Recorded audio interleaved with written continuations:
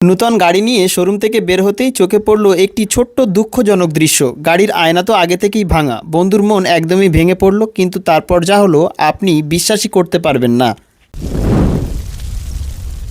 ও জিও কর্তা আছে। হ্যালো বন্ধুরা, কেমন আছো তোমরা? আশা করছি সবাই ভালো আছো। তো বন্ধু গত 2 বছর ধরে ঝুঁকছে একটি বাইক কিনবে। তো বাইক কেনার জন্য আমাকে বলেছিল যে তুই কিছু টাকা দিস আমাকে।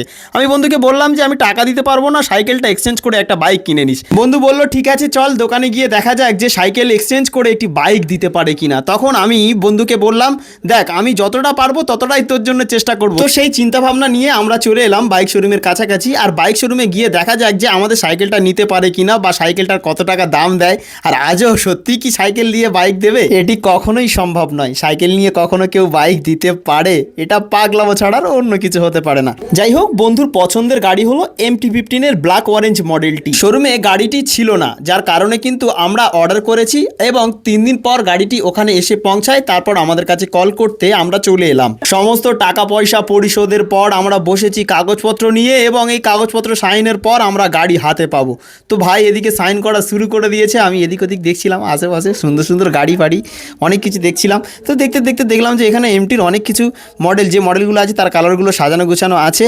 আর অবশেষে আমাদের গাড়ি এদিকে ফিটিং চলছে, মানে একটু গুছিয়ে গাছিয়ে দেবে এখানে। ততক্ষণ ফিটিং চলুক। চাস্তো ভাই চলো আমাদের ওদিকে কাগজপত্র যেগুলো ছড়িয়ে ছিটিয়ে আছে ওটাকে একটা ফাইলে করে নিতে হবে, যার কারণে কাগজপত্র সত্যি খুবই গুরুত্বপূর্ণ একটি জিনিস। সমস্ত কিছু গুছিয়ে নিয়ে আমরা গেলাম হেলমেট আনতে। হেলমেটের পরিস্থিতি দেখে বললাম যে আমরা এই হেলমেট নেব না, বললো পরে হেলমেট আপনাদেরকে এনে দেওয়া হবে।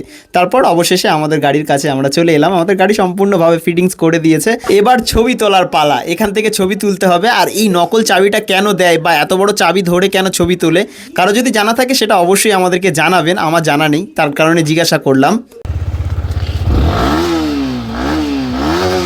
গাড়ির আওয়াজ শুনতে ইচ্ছা করছিল, তার কারণে একটু পিক আপ দিলাম। আর অবশেষে চলে এলাম পেট্রোল পাম্পে ফুল ট্যাঙ্ক করতে। গাড়ির ট্যাঙ্ক অবশেষে ফুল হয়ে গেছে। আর এই গাড়ি নিয়ে এখন কত জায়গায় যে যেতে হবে এক ওপরওয়ালা ছাড়া কেউ জানে না। গাড়ির ট্যাঙ্ক অলরেডি ফুল আর আমাদের খরচা পড়ে গেছে গাড়ির ফুল ট্যাঙ্ক করতে এই 1193 টাকা সামথিং এরকম পড়েছে।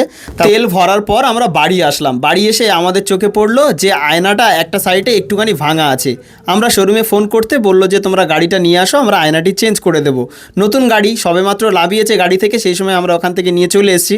আমরা অতটা গুরুত্বপূর্ণভাবে দেখিনি যে কোন জায়গায় ভাঙা আছে বা কোনো কিছু।